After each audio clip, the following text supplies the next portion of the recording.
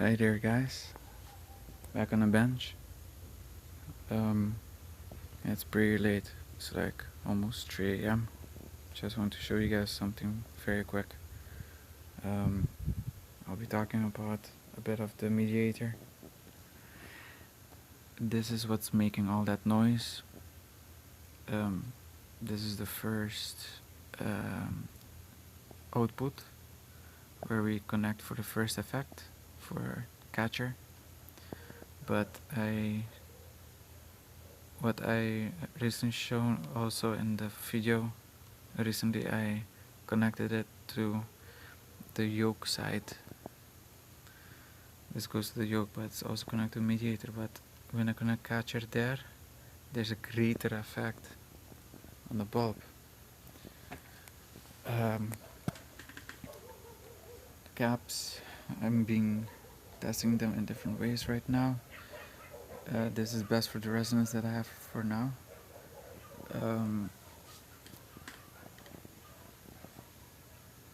From the yoke, there's one of the AC wires and one of the AC wires of the grenade on the bridge rectifier, as you can see, and then one parallel against them from the ACs, and then from one of the AC lines of the yoke is connected with all these capacitors to the positive side, and that amplifies the light. What I discovered also is that the same line of the yoke, as you can see, I take a alligator clip lead and with a cap also to the negative, and also more brightness, more increase of brightness. It creates more amps, I guess. But it's just amazing. I'll show you when I remove it. You'll see the difference. Guys, make sure you have your ground wire connected, because if you don't, you'll destroy your PSU. Make sure you have a blocking diode. If you remove the ground, make sure it's connected on the end of the grenade. It's to stabilize the system and gather radiant for more output. It has two functions I just witnessed. Okay. At the ground, I managed to put a 7-watt bulb in between the ground pin and the ground wire, so you guys could see a 7-watt bulb light fully lit. Okay. Okay, I'm gonna start the system and show you guys what the effects are. Okay, this is without the catcher. Here we have a 100-watt halogen, not fully lit yet. Now I can turn it on with the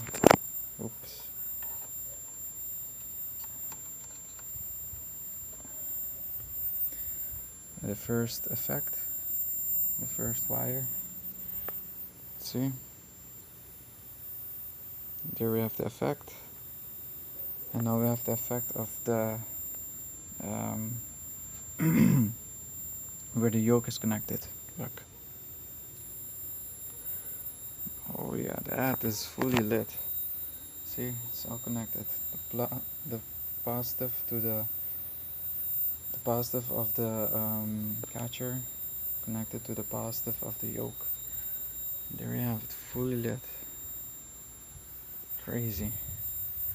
Look what happens when I disconnect this capacitor. You see, it reduces from brightness. See that? I connect it again to the negative, and these are small capacitors. Imagine when I have resonance capacitors reaching kilowatts. Okay, leaving it.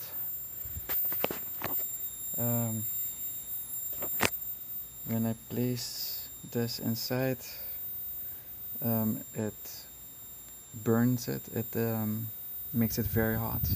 So it's the induction. The induction circuit is working. Removing these caps also makes a difference.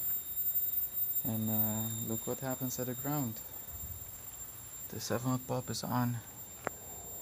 see, and the ground is safe. No shocks, and I'm barefoot. Okay, guys, wait, never ever remove the ground while the circuit is running, because you'll heat up this, it will get destroyed. I cannot stress that too much. Okay, um, to show that catcher is working, it is working. As you can see, when I touch catcher, see it affects the brightness of the bulb.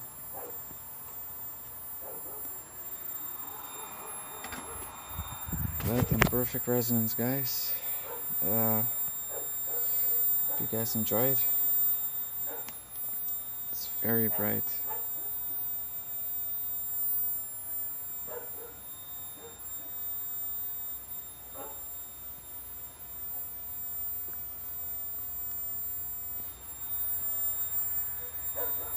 I'll have to test this and see what the difference is in between the die bridge and whatever.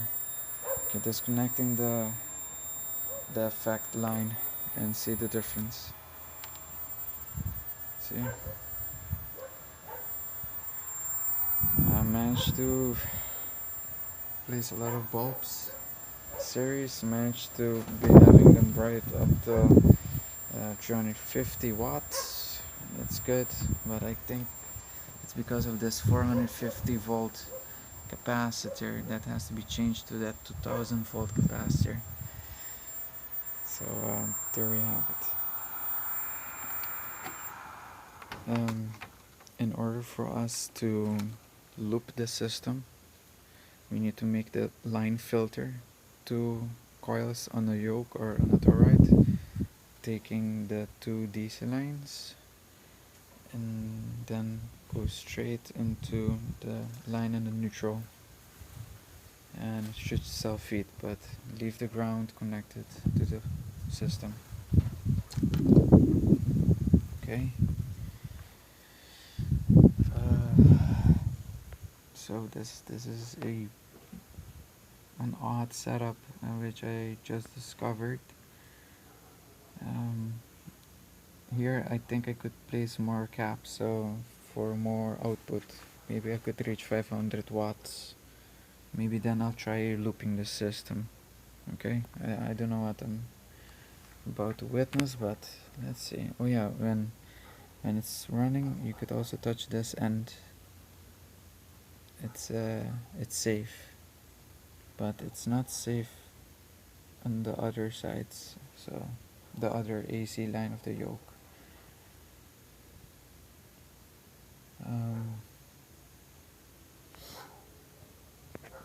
Okay guys, I think I managed to say everything.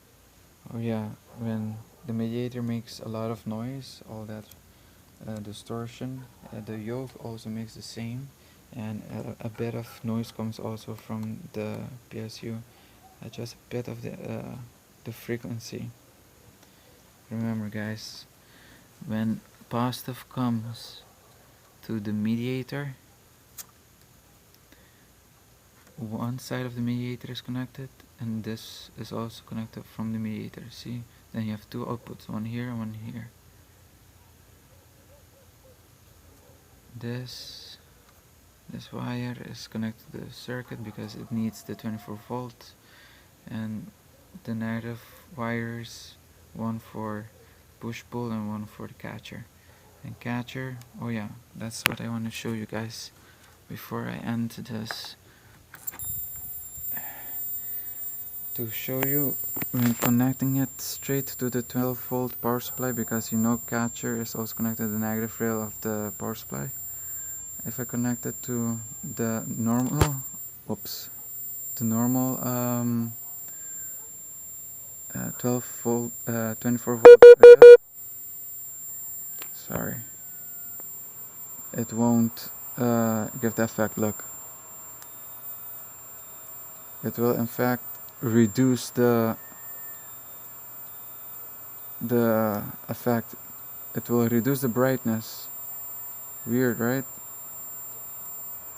But when connecting it to the yoke side, then you see effect. Just like that. There you see difference. Okay guys. Sorry. Enough.